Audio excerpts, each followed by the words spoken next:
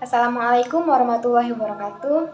Halo sahabat Insan Pembelajar, bertemu lagi dengan saya Risma Pelawi dengan NIM 2203-11055 dari kelas reguler D Stambu 2020 dari jurusan Pendidikan Bahasa dan Sastra Indonesia.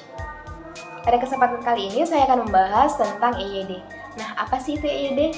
EYD merupakan singkatan dari Ejaan Bahasa Indonesia yang disempurnakan, yang merupakan sebuah pedoman resmi yang dapat dipergunakan oleh masyarakat Indonesia, baik itu instansi pemerintah maupun swasta, dalam penggunaan bahasa Indonesia yang baik dan benar. Dalam EYD ini ada beberapa bagian lagi loh. Yang pertama, ada penggunaan huruf, ada penulisan kata, penggunaan tanda baca, dan penulisan unsur serapan. Nah, pembahasan saya kali ini akan berfokus pada penggunaan huruf, khususnya huruf miring dan huruf tebal. Ayo kita bahas penggunaan huruf miring. Yang pertama, huruf miring digunakan untuk menuliskan judul lagu, judul buku, judul film, judul acara televisi, dan nama media massa yang dikutip dalam tulisan, termasuk dalam daftar pustaka. Nah, contohnya pada kalimat saya sudah membaca buku Salah Asuhan karangan Abdul Muiz.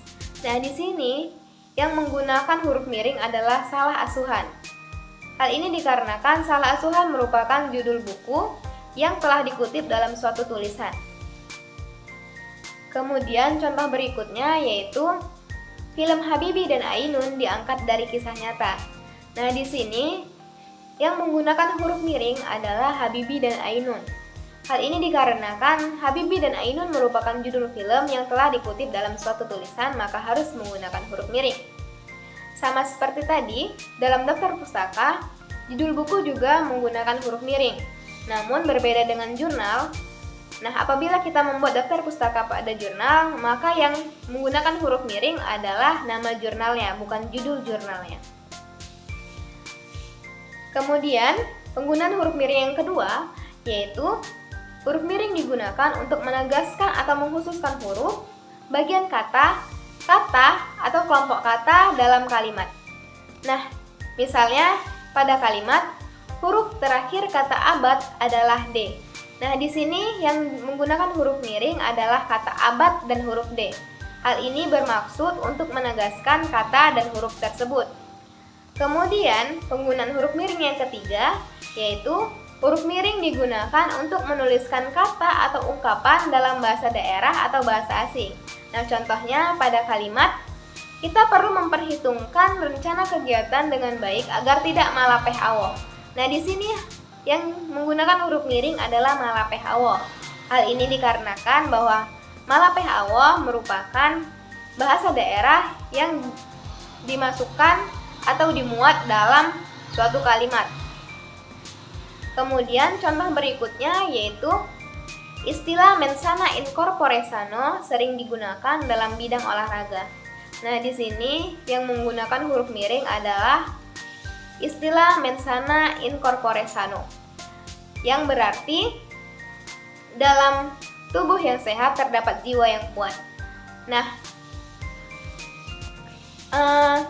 kalimat tersebut dituliskan dengan huruf miring karena merupakan sebuah bahasa asing yang berasal dari bahasa Latin dan dikutip dalam suatu tulisan, maka harus menggunakan huruf miring. Nah, teman-teman, pada penggunaan huruf miring ini terdapat beberapa catatan, yaitu yang pertama, nama diri seperti nama orang, nama lembaga, organisasi, atau merek dagang dalam bahasa asing atau bahasa daerah tidak perlu ditulis dengan menggunakan huruf miring.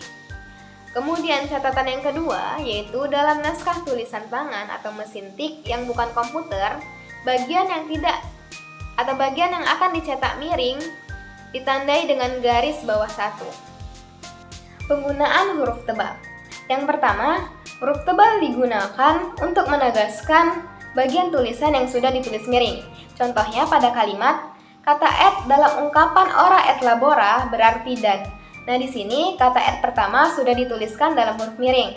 Kemudian kata et kedua dituliskan menggunakan huruf tebal. Nah, di sini bertujuan untuk menegaskan kata et tersebut.